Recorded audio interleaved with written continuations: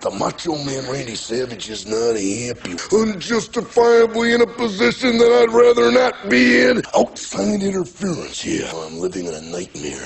But the cream will rise to the top, oh yeah. I am the cream. Yeah, let me say it, yeah. Let me say it out loud. The cream of the crop. I am the cream. I am the cream, yeah. The cream of the crop! I'm on my way. On balance, off balance, doesn't matter.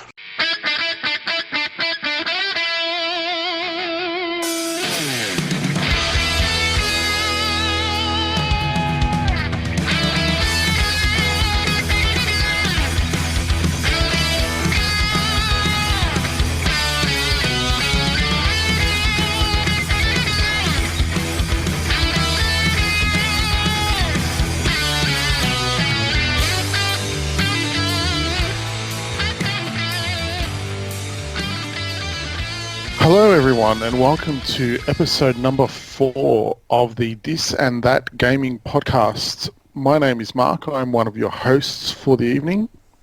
Joining me as always, my comrade, my brother-in-arms, Mr. Darren Dasborg. Sir, how are you? I'm good, mate. I'm ready to rock and roll. What about you? Yeah, mate. Good. Keeping on as always. Cool. Yeah, so we've got a fair bit to go over this month. Mark, we've got a bit of this and that, mate. This and that, indeed. It's probably more of a, looking through the topics, probably actually more of a retro flavour this month compared to the other months. It's not a bad thing. Yeah, so, all right, we'll kick things off. First things first, as always, Daz, what have you been playing for the past month?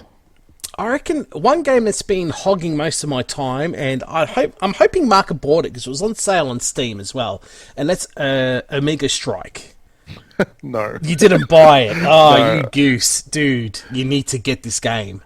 I keep forgetting, man. It's fantastic. I bought it on the Switch, and it was out on a whim. It was on sale as well. Yeah. I thought, well, I buy any game on the Switch if it's like $1 something or even under $5. I'll just buy it, you know. Yeah. But this looked really good. I can't remember how much I bought it for though. And wow, was I taken for a ride, man? I'm over halfway. That's really good for me. Yeah. That's really good for me to stick to a game.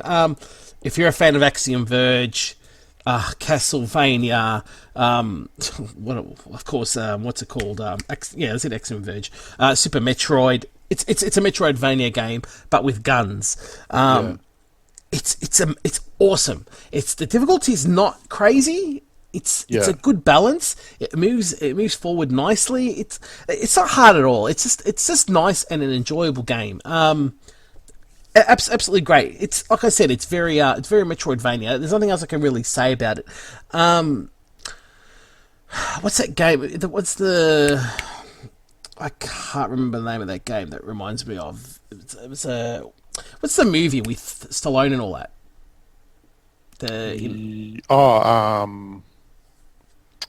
Jesus wow. Christ. You can tell how switched on we are. I know, tonight, everyone. what's it called again? Indispensables or something? God, this is going to bug the shit out This of is me now. bad. We're going Oh my God, Stallone movies. We're not movie buffs, alright? No, we're not. No, Expendables. The Expendables. Yeah, Alright, you know how there's that game, Expendables, as well? It kind of looks like that, but the sprites are a bit bigger.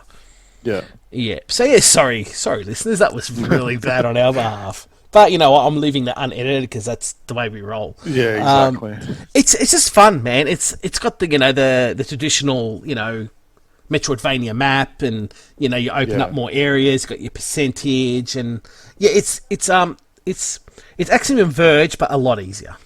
Yeah, and you can switch characters or something, right? Yes, that's right. Geez, how did I leave that out? Yeah, you got 3 different characters. You have to find them. I mean, you start off with one, obviously, at the start, and you got to unlock your other 2 comrades within the game, and then after that, you level up, and you can open up new abilities and that kind of thing, like hanging off pipes and double jumping and that kind of thing. You got one character that's got like a machine gun. He's your main one. He's one for all the special abilities. Then you've got like a SWAT guy with a shotgun. He's really strong. He double jumps. And then you got this crappy big bald guy, sort of like a Mr. T looking sort of bloke. Without a mohawk. And he's got like a cannon sort of...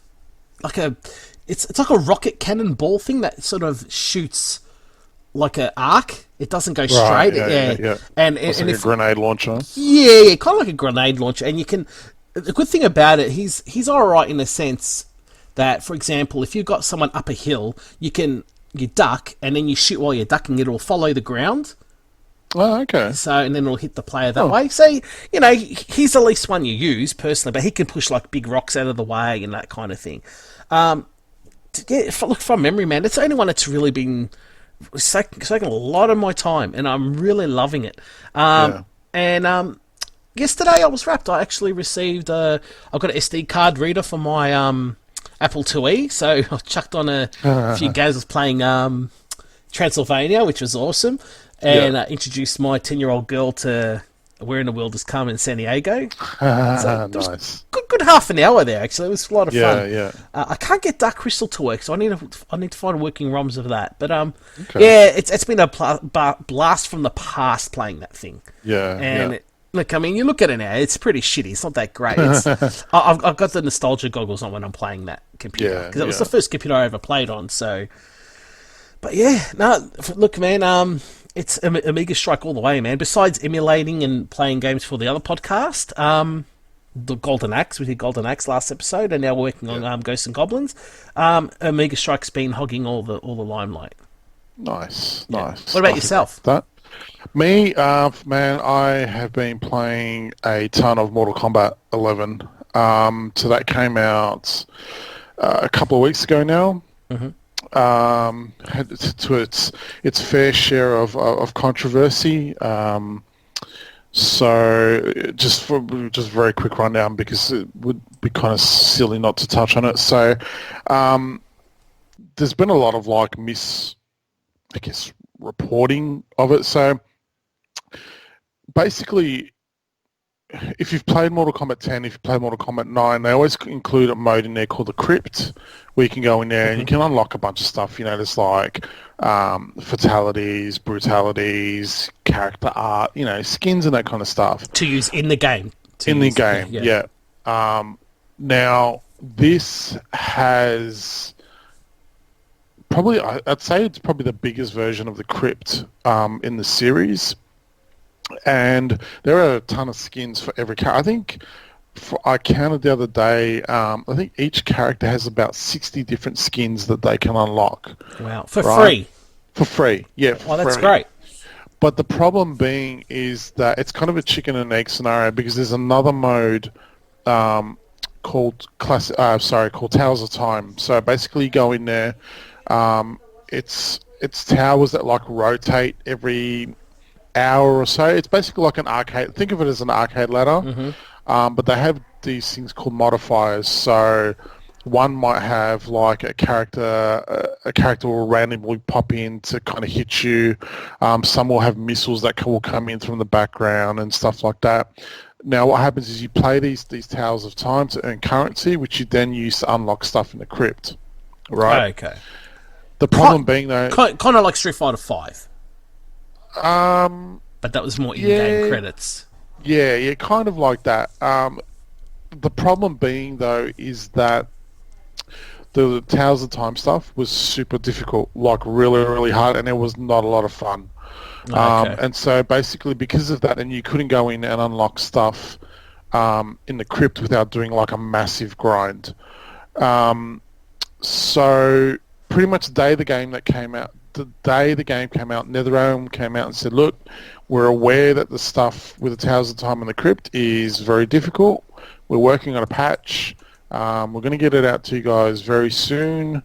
And just hold tight. We'll get it fixed. We know it's not fun.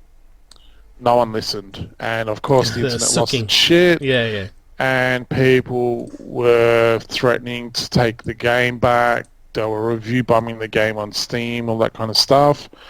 So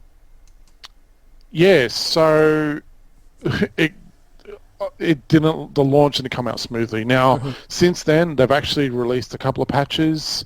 The game is now actually the Towers of Time stuff is really fun.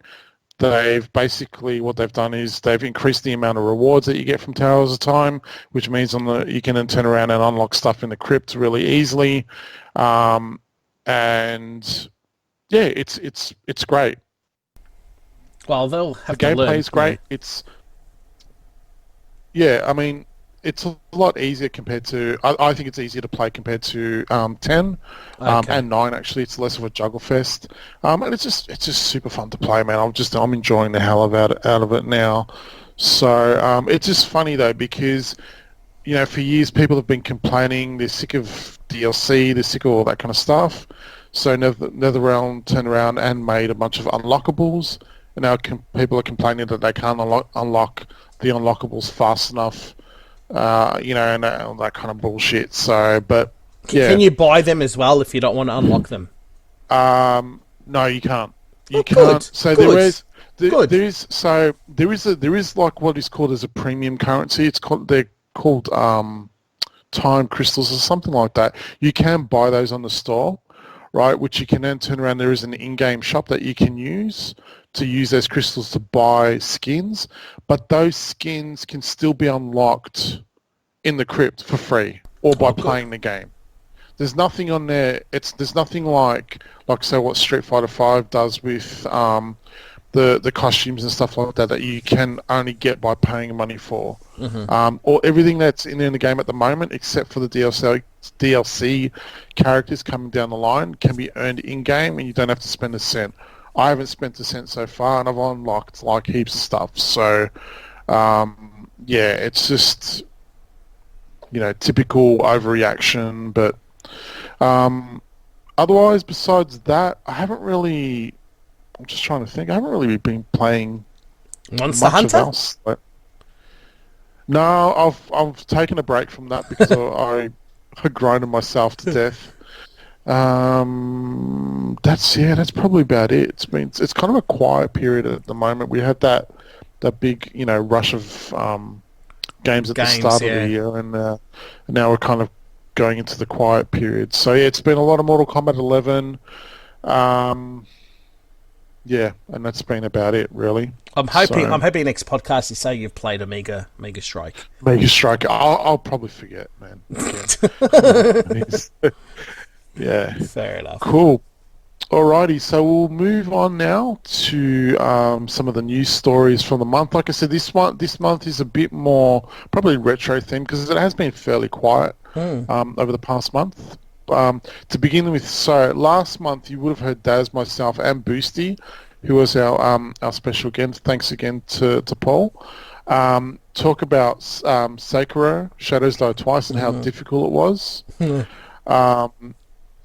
Yeah, we were both playing that. We both kind of gave up, dropped it because given up because it was kicking our asses. But to add a bit of salt to the wound, someone has actually gone ahead and beat the game using nothing but the Donkey Konga bongos. That's insane. How? Yeah, How? If you're old like us and played games back in the GameCube era, you probably would know about Donkey Konga, which was like a rhythm game where you use a pair of bongos to basically play the game as your controller. Great game. Great game. Yeah, absolutely. It's probably one of the earlier rhythm games too. Yeah. But yeah, so someone's actually used those to beat Sekiro, which is kind of depressing because we both gave up fairly early on. Using proper pads. Using a proper controller. Yeah. So shout outs to that. Apparently that guy's he's a game developer as well. So there you go. Next one. This one's only this is fairly recent news. Yeah. So this is a big one. So Psyonix, who are the developers of the extremely popular Rocket League, big on all formats and quite popular with the esports crowd, has now been bought by Epic Games, who owns or who creates Fortnite Unreal Tournament. We have to give them Unreal Tournament, man. That's good. Yeah. That was the good days, good Yeah. old days.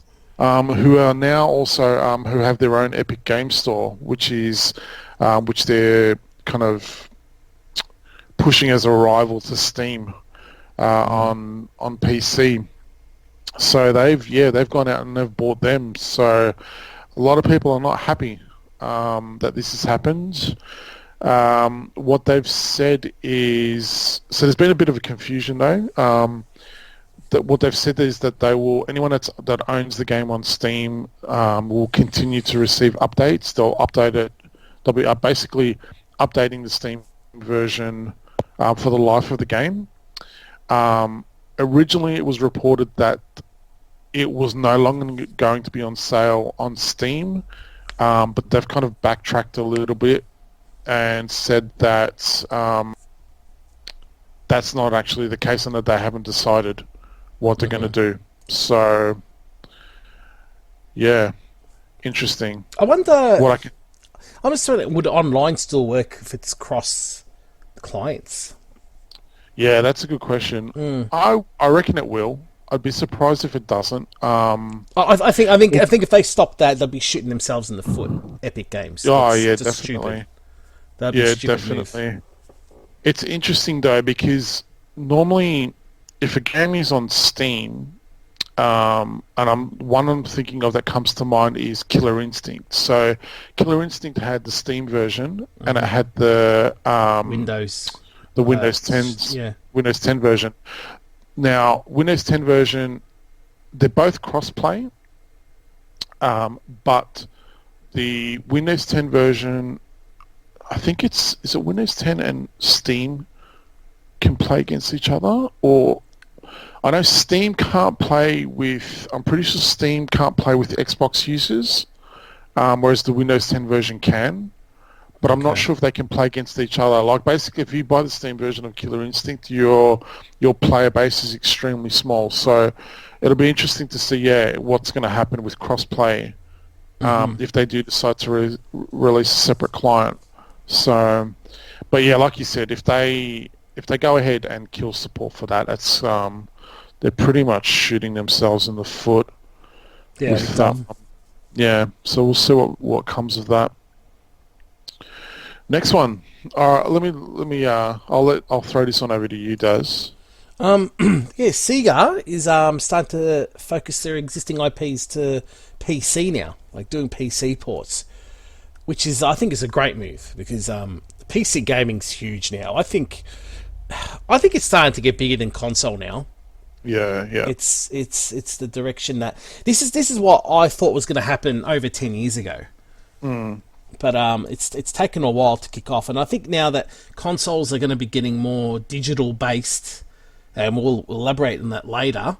I think PC's the way to go if you're going to go digital, personally. But they're pretty much here because I think they're releasing more of the Yakuza games now, So I think it's a smart move. I mean, what other ports like?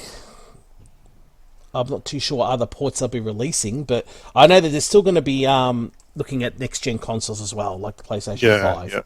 So basically what's happened is they've taken a massive hit with their earnings last year.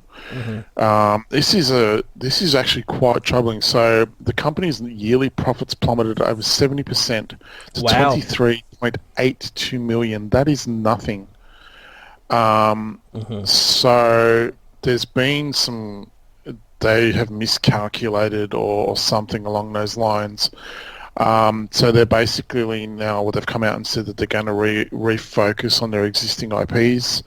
The retro gamer in me would love to think that, they're going to be focusing on stuff like Streets of Rage, and which we know there's another one coming, and Sonic and all that stuff. But I'm thinking it's going to be more along the lines of stuff like Yakuza. The newer stuff. Ones. Yeah. I mean, they owned the Football Manager series, and there's another one that Football Manager is actually quite successful for them. It's one is of for their them, biggest earners, yeah. There's another game where you got like hundreds of characters on the screen. Oh, is that Total War or something? Yeah, Total War Yeah, series and stuff like that. So, so what they're saying is that they're going to be focusing more on their existing IPs, probably less, taking less risks on new ones, which is kind of a shame. What they also said, there was a little snippet in this article as well that said that they're going to be kind of winding down, because it's actually quite true, and I didn't really realize it before I read this, that a lot of the stuff that they release is actually PS4 exclusive.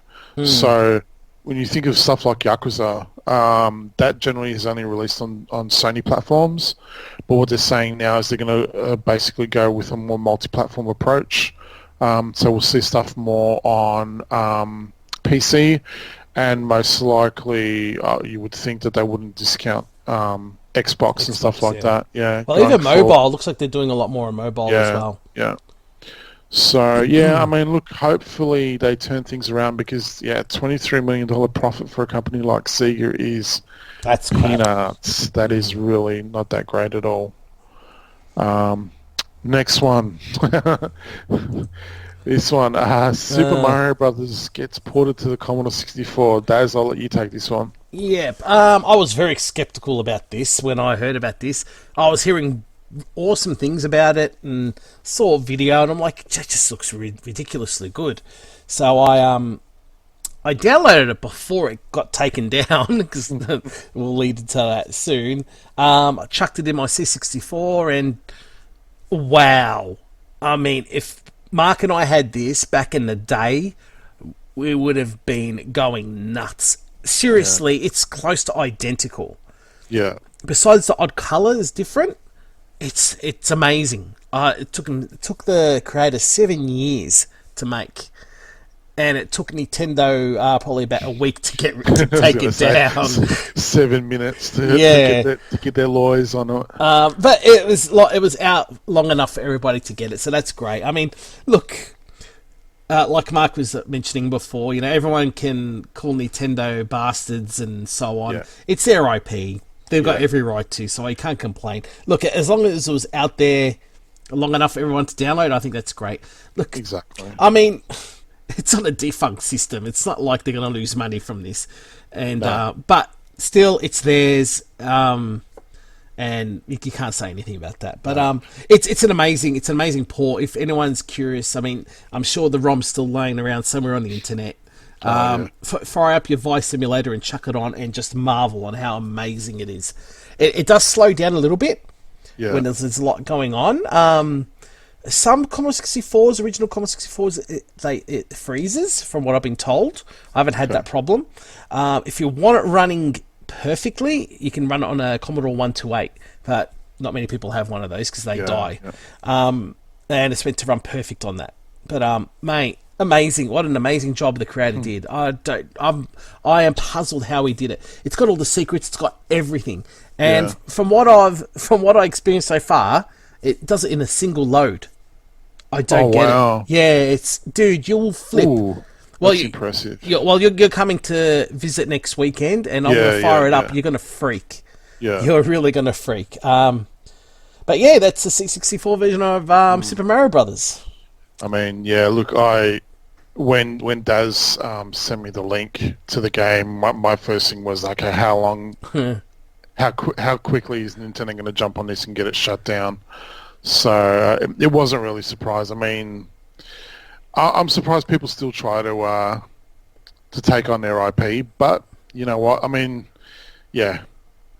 it's by all accounts it is pretty amazing. So looking forward to trying that one out at your place next week. Next one. So, and this is an interesting story in and of itself for a few different reasons. So, Capcom has announced it was funny, they had a couple of cryptic tweets and posts on their Facebook page announcing that something was coming from them about a month or so, just under a month ago. And people were getting all excited, thinking that was either going to be a new Street Fighter or a new character for Street Fighter V. out of nowhere, though, they announced something called the Capcom Home Arcade, which is basically, it seems like they're jumping on the, I guess you could call it the SNES, NES, Mini, Genesis, yeah. Mini, PlayStation Classic bandwagon. C64 Mini. Yeah. I always forget about that one. Yeah. So it's basically what it's going to be is, and look, in theory, it should have been pretty awesome, but it's going to be a plug-and-play stick. So it's going to have two 6-button arcade sticks under one unit, which will have, I think there was 16 games that were going to be available on it, basically included on the stick, running via an emulator called Final Burn Alpha. Yeah. It's an interesting design. I'm not too keen on it. It's basically the Capcom logo. I think it's ridiculous. It looks nice to look at. To play, that would be ridiculous. It would be extremely uncomfortable. It would have to be really, really big as well to sit side by side. Yeah, so it's also going to include Wi-Fi, so you can upload your high scores and all that kind of stuff.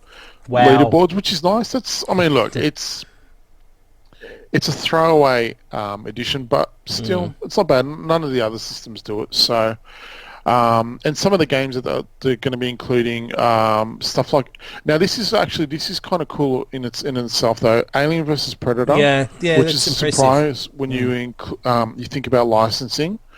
And there was what were the other ones? Pro Gear, which is a cave shmup, and I think it was a Gigawing. Mega Man the awesome. Power Battle too. That's not very common. Cyberbots. But yeah, the ones that kind of stood out in terms of because they're generally not included in Capcom compilations is Alien vs Predator because of licensing, Gigawing as well, and Pro Gear because they're actually cave shmups. And then you've got your usual Street Fighter 2, Hyper Fighting, Captain Commando, Armored Warrior, Darkstalkers, Final Fight, which is there's something for everyone there. There is. Good. Yeah, it's a good mixture. Definitely. But the biggest problem with this thing is the price. I think it was just looking at the article. It's 200 pounds. So we're looking at about $350, $380 in Australia. Plus the Australia tax. Yeah.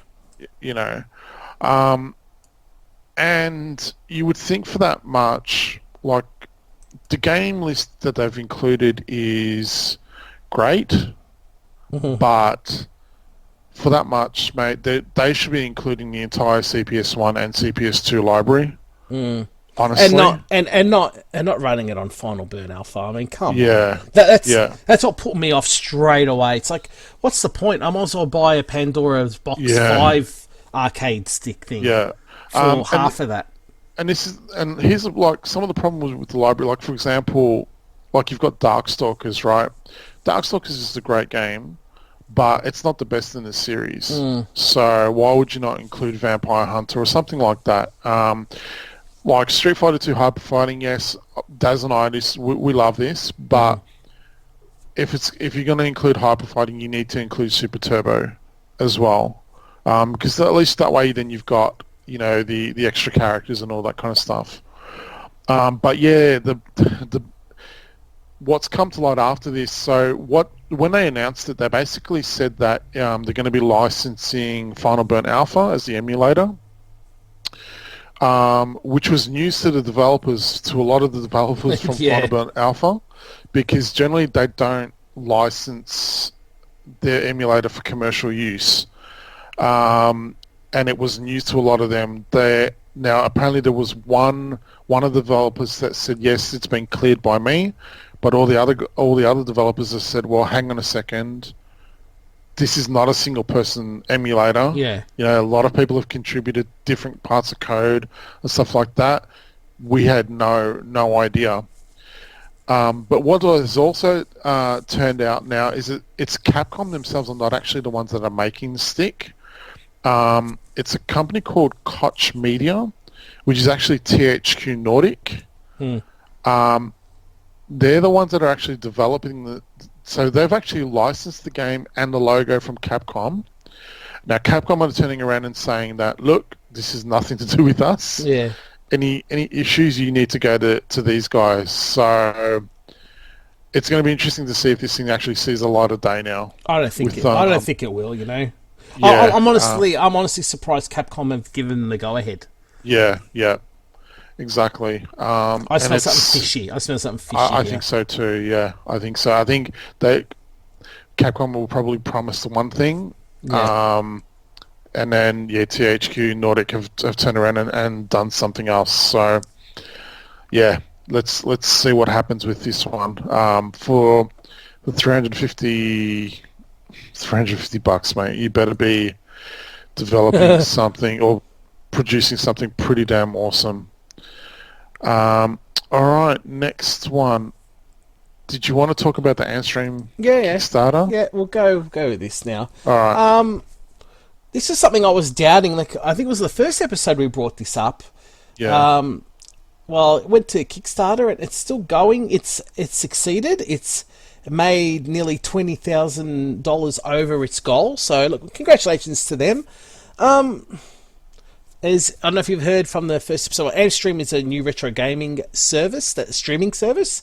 So, say like Netflix, and so this company went to Kickstarter to start it off. I mean, look, I was very cynical. Yeah, you could say I was very skeptical. Sorry, about this. Looks like people want it. I just found it a bit funny that it was going through Kickstarter. You know. The Kickstarter pretty much just offers them the actual subscription, so they've got it for 6 months or whatever. So, I mean, look, I hope it's the real deal. I hope it works for these people. But being the skeptical person that I am, and I know Mark is as well, we just don't like taking chances with these kinds of things anymore. No. Look, I'm not doubting this company, and I know one person that's involved in this, which is very trustworthy. So I think that's given me a bit more encouragement, or just So I know one of the guys in the team now. I didn't realise, but so seeing that he's in there, I was like, okay, this is a legit thing. Yeah. I just hope it works out for the people that have pledged. So look, I mean, good luck. I hope it works out, and if it's any good, maybe I'll subscribe myself. Exactly. We'll see how we go. Congratulations to Antstream, though. Yeah, definitely. Look, my only skepticism, I'm not skeptic that they will deliver what they've said they're going to deliver. I think they will. Mm-hmm. My skepticism comes from whether they're actually licensing the games that they say they're going to. If they do, then I think they've got no issues. But yeah, it's always, and look, I'm always going to be skeptic when you're talking about stuff like this, because but we'll see. And like some of the games that they had advertised, like they had pictures of like Mortal Kombat and all that kind of stuff. Yeah, that's where I'm a little bit skeptic. But if they deliver on what they promised, then awesome, great, and I will happily hand over my hard-earned cash for that one. Well, I reckon the first lot of games are going to be retro computer games. From what I can see. And from what I've seen, that's what they've got. A lot of the stuff that they've got mentioned on their Kickstarter was vintage computing stuff. So, and then in that regard, I don't think they're going to have much issues there. So, look, fingers crossed for them that it all works out. Oh wow, Ian Livingston is actually part of the team.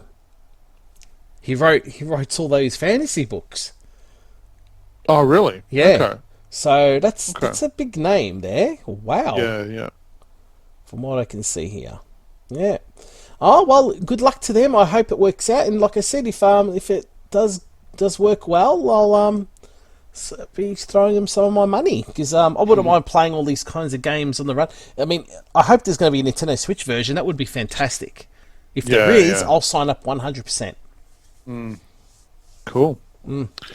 All right, next one. This one came out of left field as well. So the Earth developers for the original Earthworm Jim have reunited to make a new game in this series.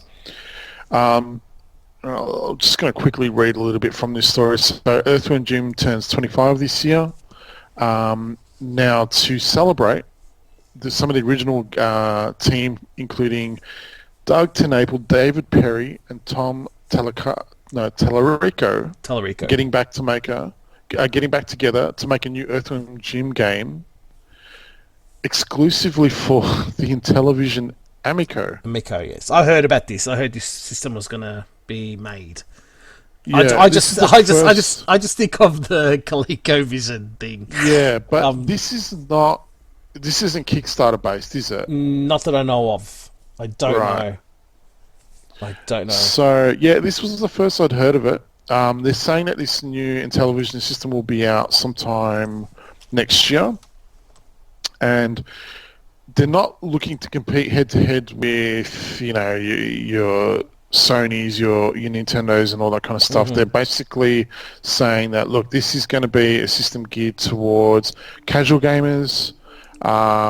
You're gonna every game will be rated using the US rating E for everyone. So you're not going to, again, I know I've mentioned it probably 10 times already this episode, but you're not going to see something along the lines of Mortal Kombat on this. It's going to be family-friendly stuff.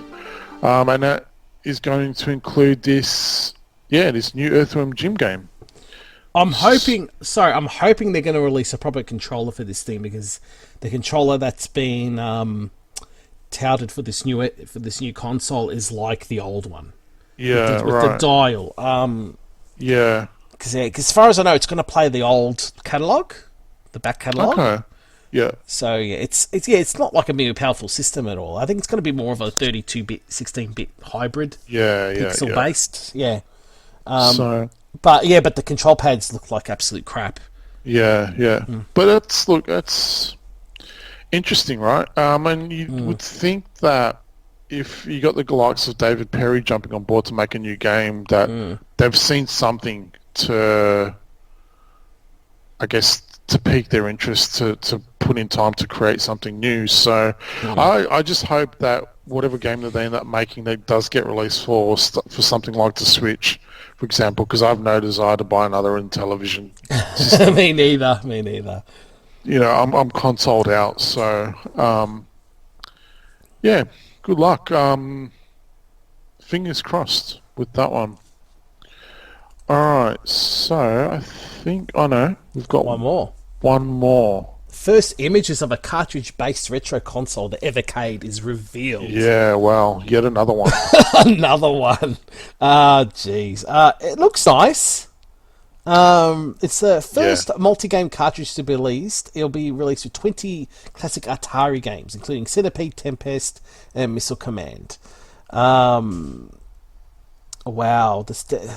The bundles of the cart is $80 US. So it's not too bad. And if you want the premium version with 3 carts, you're looking at $100 US. Yeah. But I don't know. I reckon this is just going to be a Chinese. It's gonna be like a handheld with Chinese gaming innards in it.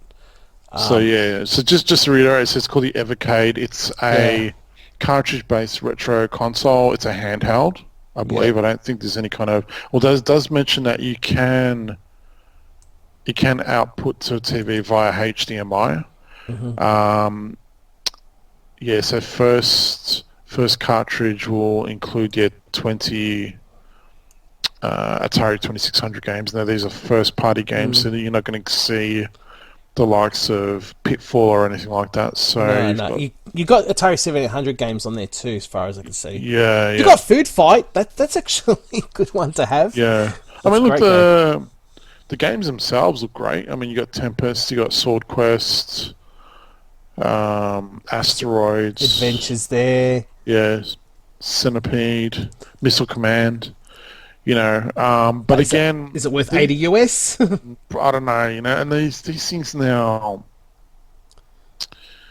I don't know, man. They're just like they're a dime a dozen these days. Yeah.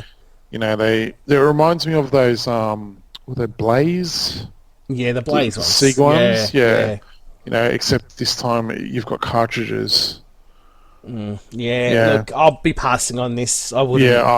I've got very little interest in this one. I can do the same thing on a bunch of other devices that I've got at home. Yeah. And I'd do it for a lot cheaper as well. But yeah, if you're interested, do a search for Evercade, and you'll be able to find some more info about this one. That's it for that. That's it for the That's news. That's it. Yeah. So do you want to throw to the next? Yeah, the next thing is I interviewed a Darren Doyle for his latest Kickstarter. He had an Atari 800 or Atari 8-bit book that he's releasing. It's full of games, screenshots and history on games, etc. I'm not going to tell you everything now. We're going to cut to the interview next, and hope you enjoyed. And we'll be back right after that with our community questions.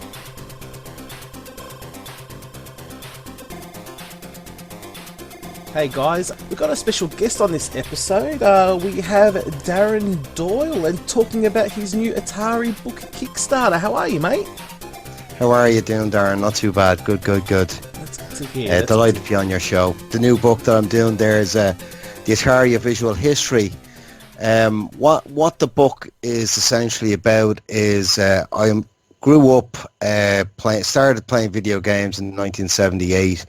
And the father wanted to move away from the game, and this new technologies of home computing had started to become a big thing. And with dealing with a few of his friends that were sort of into technology, sort of led him down the path to the Atari. We never had Commodore or ZX Spectrum computers, which would have been over here in Ireland and England.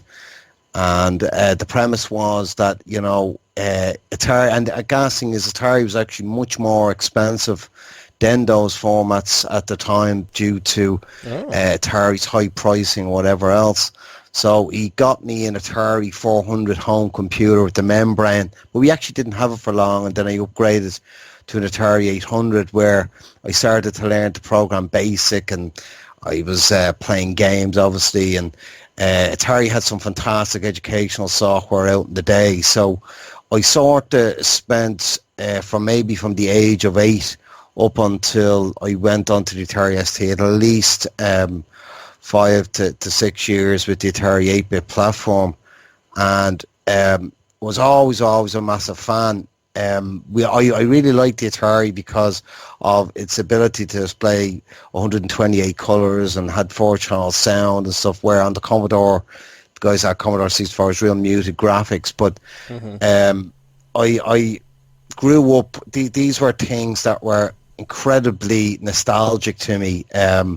When I went to conceive the book, it was something that aspired from a previous publication that I had created, a digital magazine called Atari Gamer, and it was a collection of reviews submitted by a freelance writer. And what I done was I took his reviews and I got extra content added and sort of formulated this Atari 8-bit magazine for the first time in about 20 years. There hadn't been a previous dedicated Atari 8-bit magazine, and sold it digitally online, and very, very successful.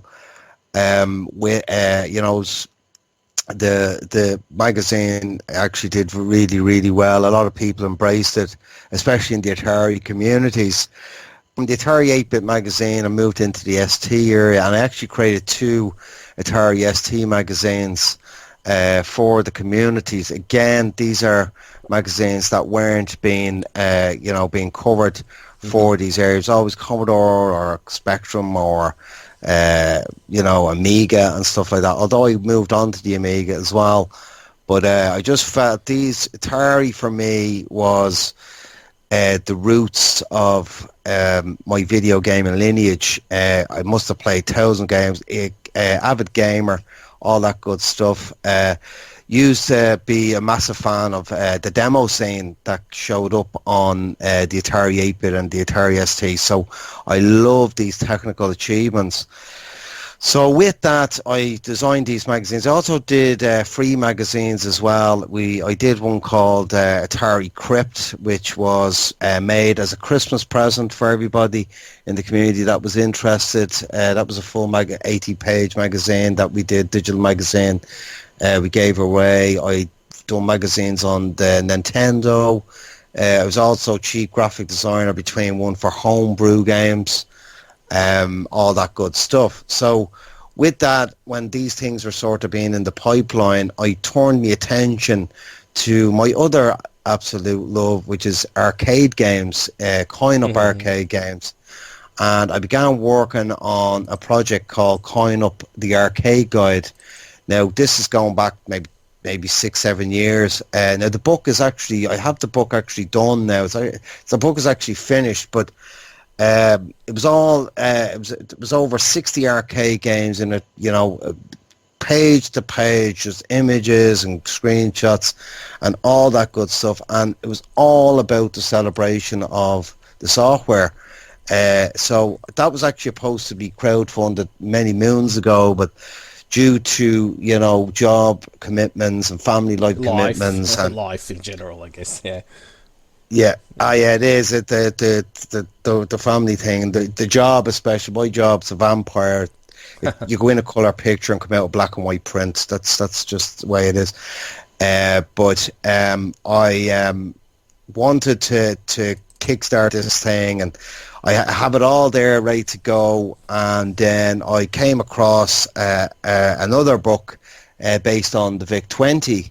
And I really, really liked the design that the guy, he made it incredibly simplistic, and he didn't really need to do anything more with what he had done. And I really, really liked the design aspect of it. So I began a concept in, I think it was maybe 2017, maybe late 2017, for something in the lines of an Atari version of this book I did that this other author, I can't think of the name of the book at the moment, it eludes me. It's a VIC-20 sort of visual history book as well. And I decided that, okay, what people thought, and a lot of people thought, oh, this would be brilliant. Now, it's not unlike the compendium books from Sam Dyer of Bitmap Books, but I wanted to take it a step higher than that. I didn't really believe that just having a screenshot going across 2 pages with a caption or text, to me, was very intuitive. I wanted to sort of add more elements to that concept, as well as what that previous book author had done with the VIC-20 book. So that for me allowed me to dip in between the two idea concepts and then create my own. So the Atari concept then was very well received by a lot of the community, and I decided, right, okay, I think I'm going to have to make this as a book. Now, I didn't think about this before. Normally what happens when people are impulsive, they say, yeah, I can do this, it's going to be dead, it's going to be brilliant. But the problem was I wanted to include box art from this software. Now, we're talking about software that's 30 or 40 years old. So where am I going to get high resolution versions that are print quality, usable, can't go near the internet. The internet is too low res, blah, blah, blah. So had to start to reach out to private collectors then to actually see if they would be prepared to actually scan in this box art, send it over to me, wrinkles, whatever's in the artwork, and I would digitally remaster specifically for this book. So that was a major obstacle to overcome, because it's very, very difficult to get the actual cover art for all these games. And there's over 162 in this book, so that's insane. a lot of remaster, a lot of work. And then what I did was I opened it up to the community to actually contribute to write about games. I didn't. Most Kickstarters, they have this, as a pledge where you if you pledge this amount, you can write your own review, all that good stuff. But I actually went the opposite. I actually offered it out to the community to see who would like to contribute. Now, I had about maybe 10 to 15 people actually contribute to the book. So there's written words by me and about 13 other people. I even managed to get the authors of the games themselves to actually write a majority of reviews for their own games in the book. Oh, that's cool. So that was a really nice touch. I spent the last 10 months designing it, going from the games then to the artwork to profiling the three main platforms that were on that Atari. But one of the biggest things now one of the regrets that I unfortunately wasn't able to include was official Atari games within the book. Due to potential IP infringements, they could have halted the project from being successful with a cease and desist.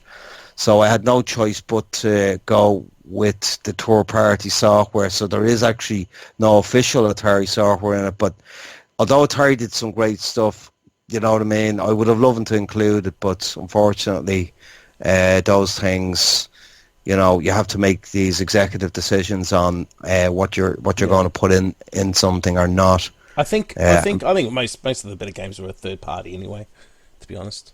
Yeah. Yeah. Oh yeah, they did. Yeah, they would have. I also profile 3 of the main software houses that actually produce some of the best software for the Atari 8, but the likes of Datasoft and Synapse Software and Borderborn, makers of Choplifter and Photopopicus and all these other great games that came out on the Atari 8-bit. The game is literally the book is literally a labour of love. It's done through the eyes of an Atari fanatic. I have a lot of Atari stuff here at my disposal and keep well in with the communities and everything else. So I wanted to slap the likes of Bitmap books and all these other books that make these sort of compendiums in the face, because Atari does not get the love it really deserves. There's people going to see stuff in this that they've never seen before, and some of these games are absolutely phenomenally good. Graphically, they're brilliant, the music is fun, and they're just all together fantastic. And also as well, a lot of these games that appeared on the likes of Commodore 64 have better frame rates. Drop Zone being an example, which is a Defender clone, runs far quicker on the Atari 8-bit than the Commodore 64. But obviously the user base versus the Atari user base, is a sort of a third placer. So I wanted to change that, and I wanted to bring this book to the masses, not just for Atari fans. I absolutely urge Commodore 64 fans, because there'll be a lot of games they can relate to in this book as well. Same with the ZX Spectrum users. Obviously, they're not monochrome or colour overlaps or whatever, but they could definitely be able to relate to these. So I've yet to sort of invade those communities yet. At the moment, I'm just sort of swimming in my own pool of Atari communities, but hopefully we'll be reaching out to those guys soon enough to help promote the book there. Well, Darren, this is the reason why this interests me, because I'm a big C64 guy. And Atari 8-bit wasn't really popular here. It was just the C64 just dominated, absolutely destroyed everybody. You had Amstrad was here, the good old CPC. Okay. But there weren't that many around here as well. ZX Spectrum wasn't released here, so it was all C64. I mean, and only nearly 2 years ago I got an XEGS. So, and I'll be honest, I've been having a lot of trouble finding games that I like on it. I'm always comparing to the C64 versions. I always found that maybe because I grew up with the C64, I've got the rose tinted glasses. But and so when I saw that you were doing this book, and I thought, you know what, this is going to be pretty much a good history lesson for me. I can go on my Zegs, whatever you want to call it, and dump some ROMs on the SD card and load away. Yeah, absolutely. So, Essentially, it's an Atari 8-bit computer in a console. I think the reason why Atari was so popular here in Ireland was they were actually based here. So the okay. Atari themselves actually started out in Tipperary in 1972 with their arcade division, and the likes of Rolling Thunder from Namco and a couple of other games were actually produced here and then distributed to Europe and stuff like that. Sure, I even visited Atari here back as a kid. We had my father had a very good friend up there, and it was up in a place called Tala. It was a good wow. Now you'd get there in about 30 minutes. Back then, you were looking at a 2-hour car drive to the place. But I remember actually visiting Atari's main HQ, Ireland headquarters, and being literally like walking into Willy Wonka's chocolate factory with just starry eyes of all this stuff. So this is what I'm saying. As I said, when you see the Atari Visual History book, it is all about the games. It is all about the nostalgia. I've added loads of Easter eggs in there. It's just full of colour richness, as page after page. What I found actually one of the hardest tasks I took, and I hope people really will love it when they actually get to hold it in their hands, is the variety of the game coverage and also the way it's being reviewed. When I was asking people to write reviews, I didn't want cryptic, generic, this is what the game is about, here's my score, all that stuff. I wanted them to write as if, what you thought of the game, what it meant to you as a personal thing. Yeah, exactly, 100%. It had to be personal. And I think that makes for much, much better reading, especially when I do the profiles on the 3 Atari platforms. There's a lot of personal preference in, from my perspective. We can all read about Atari and how they made mistakes and everything else. That's well and good, but I sort of hold no punches with the content, because I feel that an awful lot of things get smoothed over and not really heard from the perspective of the customers themselves. And I wanted to sort of convey that I didn't want anything biased in the book. So if I say the game is terrible, it is going to be terrible. But then somebody may like it and they'll disagree. You'll always get that, but I'm prepared to live with that. Cool. So is there anything left you'd like to say before we wrap this up? Yeah, absolutely. I'd just like to thank you, Darren, for inviting me onto the show to have a quick chat about it. It is a labour of love. It is for Atari fans. It's for everybody that remember computers back then and appreciated the art form and what they were able to deliver. I have a Kickstarter there running to fund the book for the next 38 days. If you just Google Atari Visual History, it'll bring you directly to the campaign, where you can check out the video that I produced to showcase the book to people, and maybe there'll be something there that you'll see. This is not the last book that I want to. If this book funds, I'll be launching the Coin-Up book in September, and then thereafter another secret project that I'm going to be doing. But you can expect high polish, high visual content with this book. It's a 9x6 size, standard size book, so it's a nice size copy book. It is hardback only. It's not going to be in softback. It's going to be 420 pages big, so it's going to be quite heavy as well. That's so awesome. I'm really looking forward to seeing what the postman's going to be charging now when I start shipping these things away to people. Okay, Darren, thank you very much. Yeah, we'll also leave a link in the description of the podcast as well. So, Perfect. Okay. Well, thanks again for joining us, Darren, and good luck to the Kickstarter. I'm sure it's going to succeed. Hopefully, guys. Hopefully, if we just get it out there and get it all awareness of it and stuff like that, you know what I mean? We'll make it happen. We'll get there in the end. No worries, Darren. All right, you take care. All right, cheers, man. Thanks. Bye-bye.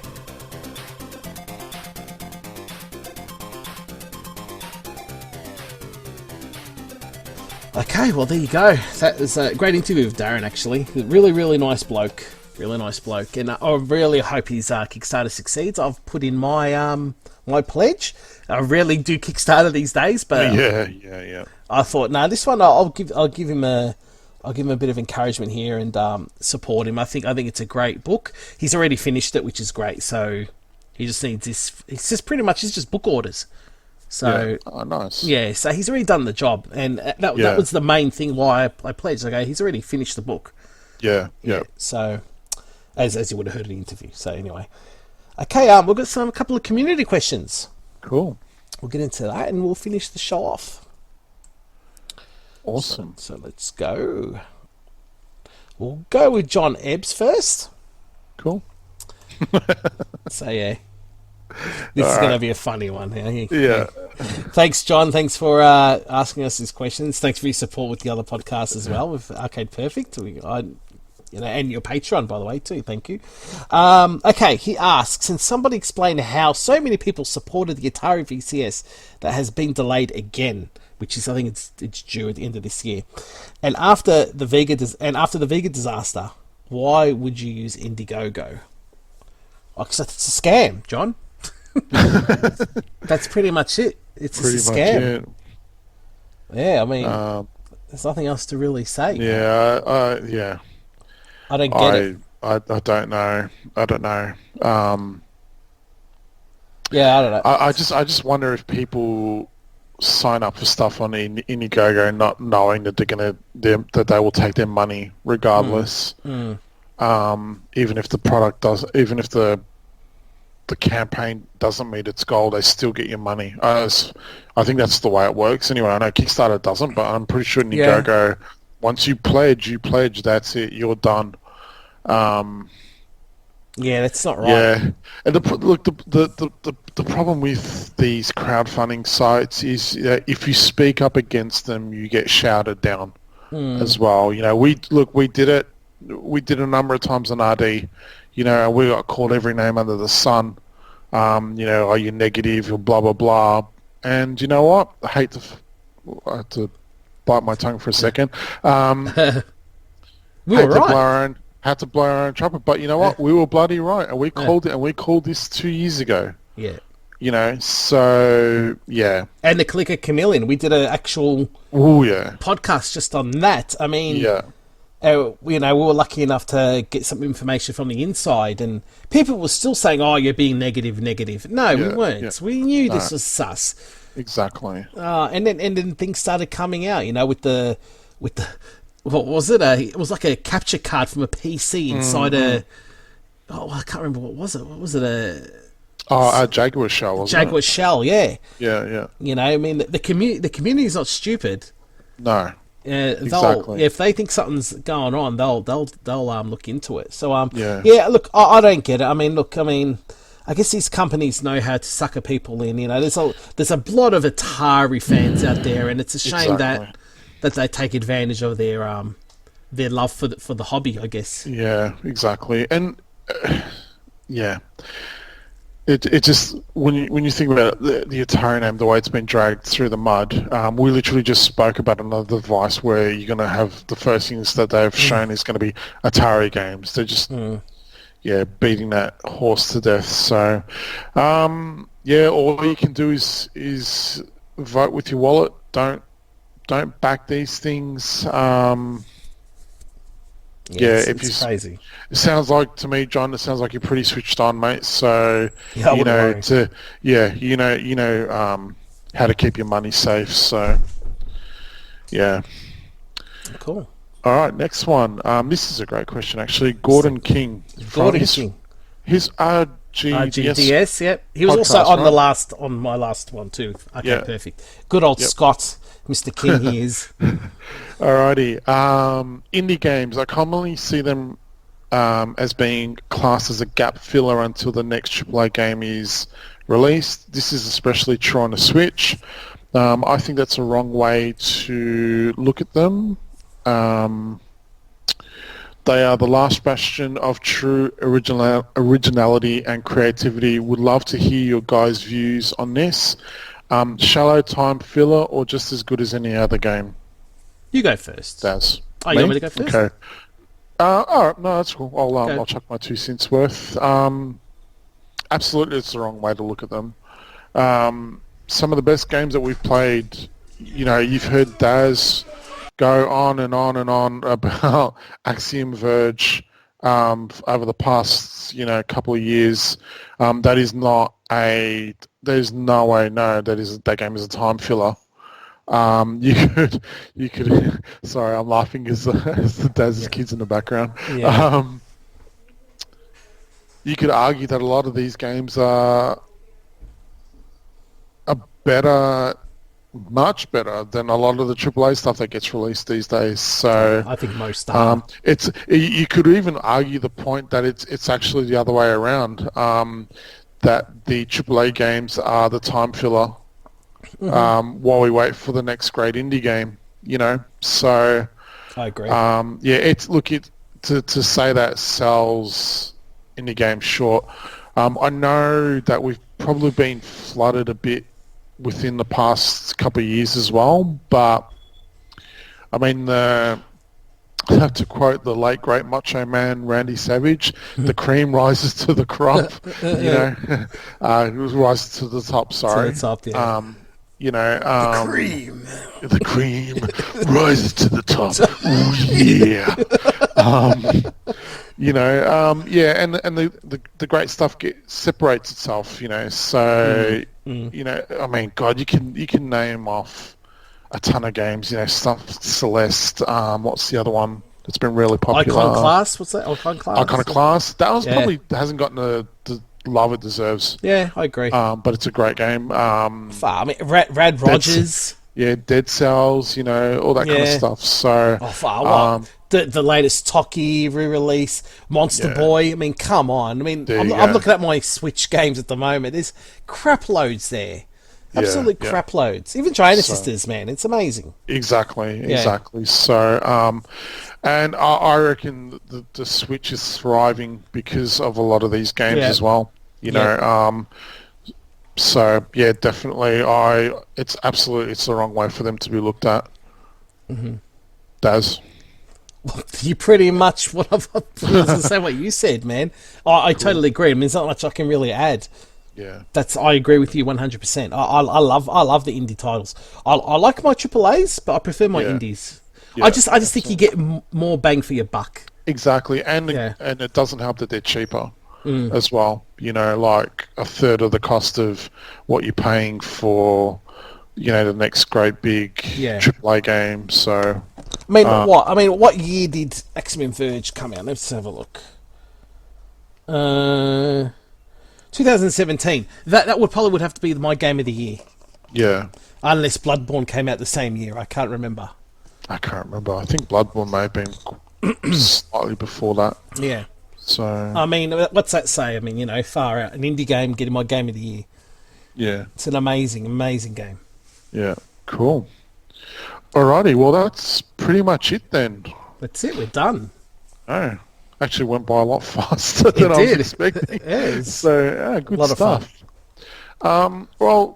Again, everyone, thank you again so much. Thank you so much for everyone that's listened to us, has checked out our shows over the past 4 months. It's flown by. I can't believe we're already up to episode 4, coming up to episode 5. Next time you hear from us will probably just be before E3, I would say. We'll have to play it by ear, yeah, absolutely. So again, thank you so much for listening. If you like what you hear and you do happen to be on iTunes, we'd very much appreciate if you could leave us a review on there. It just helps us to kind of get seen by the greater community. So thank you so much. Daz, where else can our listeners hear you each month? They can hear us on, you said iTunes, Podbean as well. And I'm sure those there's a lot of websites that suck our podcasts into their feed. So I mean, just Google our name, And also you can hear me on my Arcade Perfect podcast with Tagstar. As I said, our last episode was Golden Axe. which goes for nearly 2 hours. We had Mr. Gordon King join us actually on that one. It's a lot of fun. Gordon is a great guy. He's a laugh. I mean, I just wish I didn't have to edit some of it out. Otherwise, it would have to be an explicit adult rating. But we couldn't do that.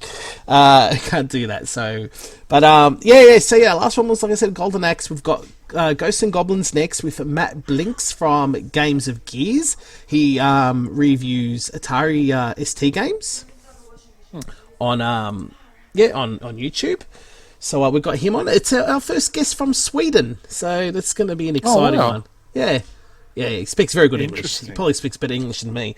So yeah, we've got Matt joining us there. So yeah, and again, thank you everyone for the support. I've had a lot of really great feedback for the show, so I really appreciate it. Our downloads have been really good. I'm really happy, and we're quite proud of what we've done so far. We really enjoy what we do, and thanks for the support, everyone. Cool. Thanks, guys. We will check you out next month. Adios. Take care. Bye.